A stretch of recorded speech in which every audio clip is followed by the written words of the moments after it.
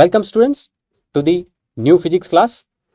Today we are going to discuss another important topic of the chapter number 9, the mechanical properties of solid. So today we are going to discuss about the Hooke's law and the Young's modulus. Now let us understand first of all what is Hooke's law.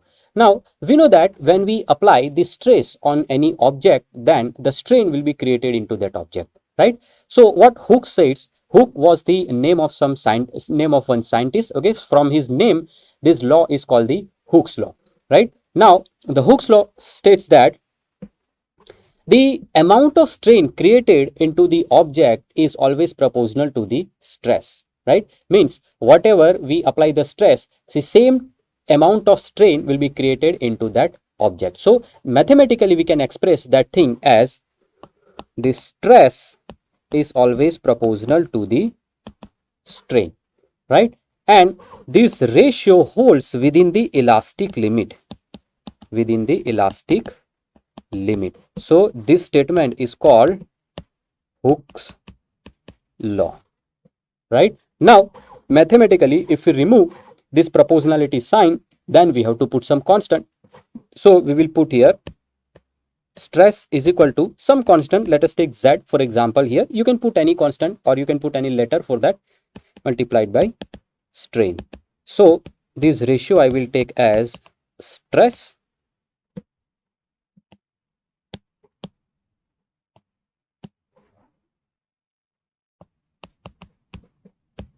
divided by strain. So for particular material, this ratio always remains constant. Okay, and this ratio or this constant ratio is called modulus of elasticity. Now we know that we have three type of stress and three type of strain here, right?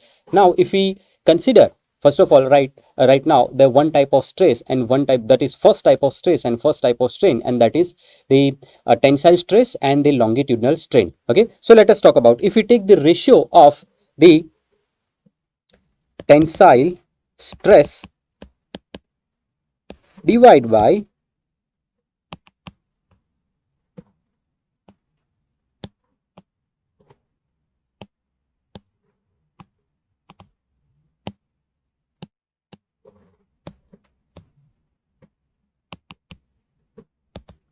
longitudinal strain, then this ratio is called Young's modulus.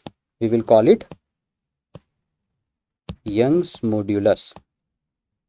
Okay, so this is the first modulus of elasticity, which we call the Young's modulus. So this is the ratio of tensile stress divided by the longitudinal strain, right?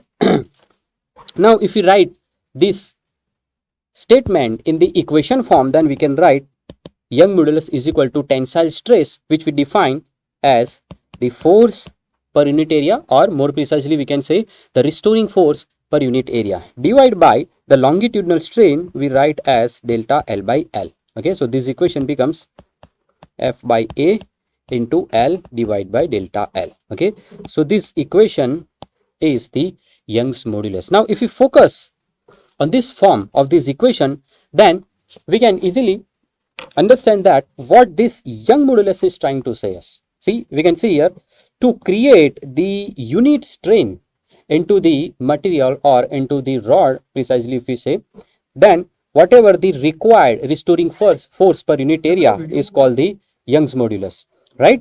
So Young modulus is basically shows the strength of the material, right? If the Young modulus of some material is very high, then that material is called the very strong material, right? And if the Young modulus of some material is low, then that material is soft material, we can say, right? So this is what is the meaning of Young's modulus.